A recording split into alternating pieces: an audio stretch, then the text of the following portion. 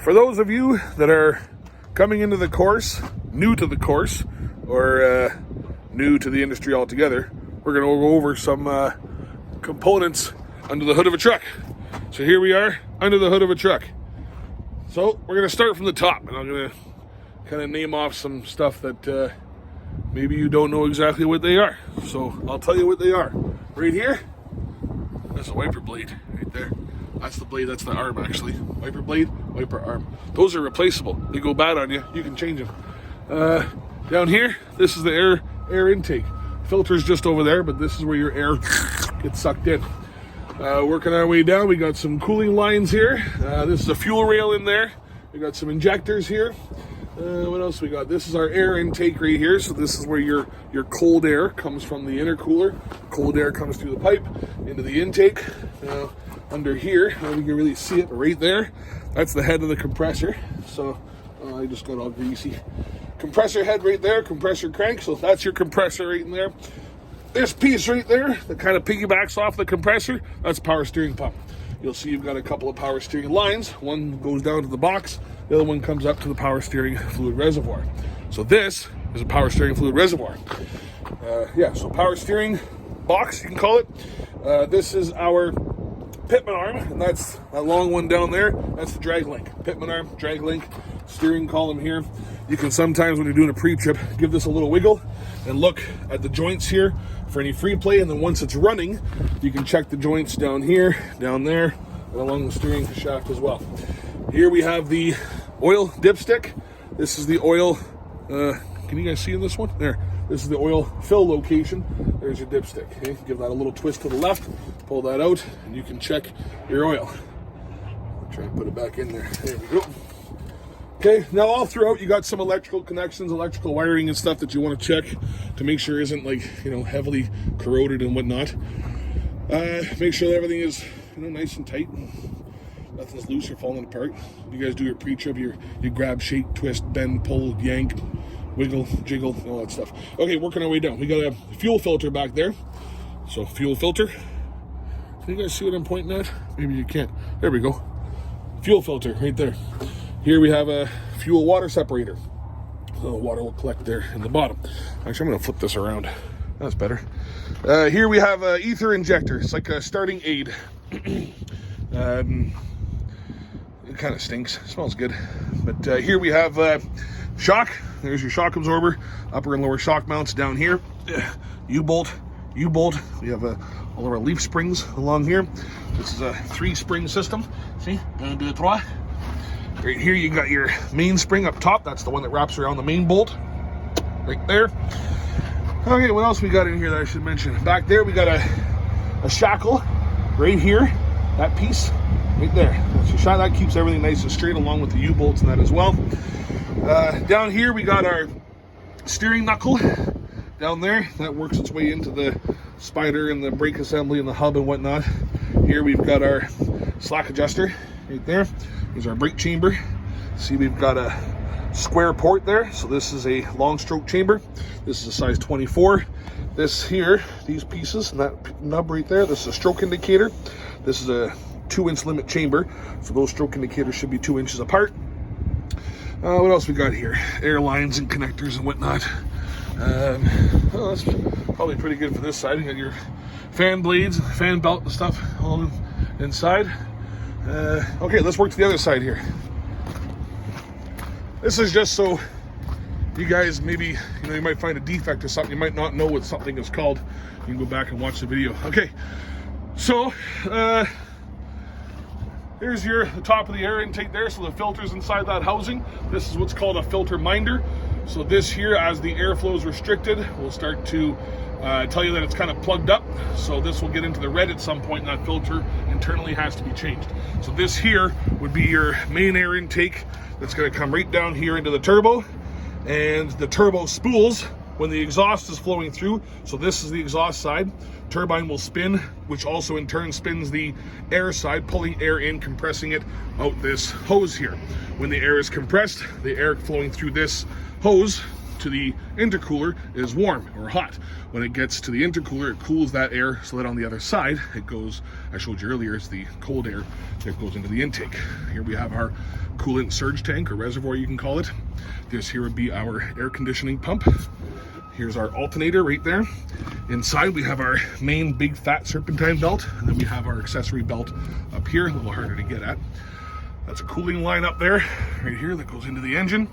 Here we have some air conditioning lines. So again, exhaust side of the turbo, air side of the turbo, that's the whole turbo unit right there. Working our way down, this is a rad support bracket. This is called a fan shroud. That's the plastic piece that surrounds the fan in there. On the frame rail, we've got the windshield washer fluid reservoir. Here's the shock again, upper, lower shock mounts, both U-bolts right there and right there. Again, 3-spring system, obviously on the same side as well. Brake chamber and your slack adjuster and stroke indicators and stuff on this side. Inner wheel wall, you can see the rim condition in that. Dust covers are in place. I'm not doing like a full pre-trip video. I'm just trying to name some of the components so that you guys can familiarize yourself with what you see under the hood. And I think that'll do it for up here. Yeah, that's good. All right, let's work our way down the side. So here we got your steps. This little access panel right here, access flap. Pull that back. It's going to show you where your batteries are with some quick connections if you ever need a boost. Down here, you got a cable right there and right here, 2 cables. One is going to be for your primary tank, the other one's going to be for your secondary tank. And these aren't crossed, so this one here would most likely be primary because it's in the rear, backside. This will most likely be your secondary because it's mounted on the front side. So those should be periodically drained. DEF, diesel exhaust fluid. This is your DEF cap, pop that off. Come on now. Oh, son of a... Where's that ever on there? Anyway, it looks like a fuel filler spout. Okay, this is all side skirting and stuff for aerodynamicness. Here we have our diesel fuel cap. Okay, that's diesel. And this here is called, hey, how you doing? Good. This is what's commonly referred to as a boot box. Most trucks will have one. Some of them are open from inside the cab. This one here requires the key. Okay, in the back side here, we got our fuel tank. Way back inside there, we got a couple of straps that hold that tank tight to the frame. Down here, we have an air connection in case you need to run some tools or something. And here, we have a alcohol evaporator. So alcohol evaporator keeps moisture in the air system from freezing. Back here, we have our supply, red glad hand, service, blue glad hand, electrical connector right there. This is what we call a dummy holder. That keeps your lines secure while you're driving. That's a cab suspension or cab ride bag. So that's filled with air, just like an air ride suspension. And then we have a long torque rod there that keeps everything kind of square. There's the exhaust for the bunk heater, and we've got a shock back there and another airbag for the cab ride. This big unit right here is an automatic greaser. And the auto greaser runs on a timer and will periodically force grease through some hubs and lines and whatnot, such as that right there. It's like a central hub for grease to be dispersed around the fifth wheel. Okay, let's look around some more. Under here, that's an auto greasing hub again. I'll take my glasses off, I can't see. All right, this right here, that component is an ABS modulator. So when your ABS were to activate, this is what pulses the air into your drive axle brake chambers to apply and release your brakes quickly, just as it would with your car. Let's see if we can get in here some more. There's your air suspension or air ride bag. We have a shock absorber back there. What else we got? Fifth wheel mounting fasteners, and here's our fifth wheel. This is a fifth wheel pivot bushing and a retaining pin to keep everything in place. This piece sticking out the front, that's your yoke bolt. This is the primary locking mechanism, and on the other side, over there, my finger right there, that is your fifth wheel release handle. So when you couple up, your jaws that are located down inside there will close around the kingpin.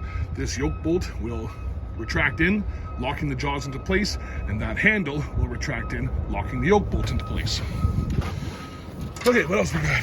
Underneath here, got another torque rod.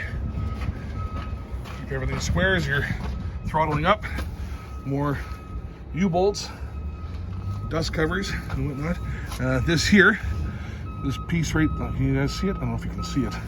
That piece right there, let's see if I can zoom in a little bit.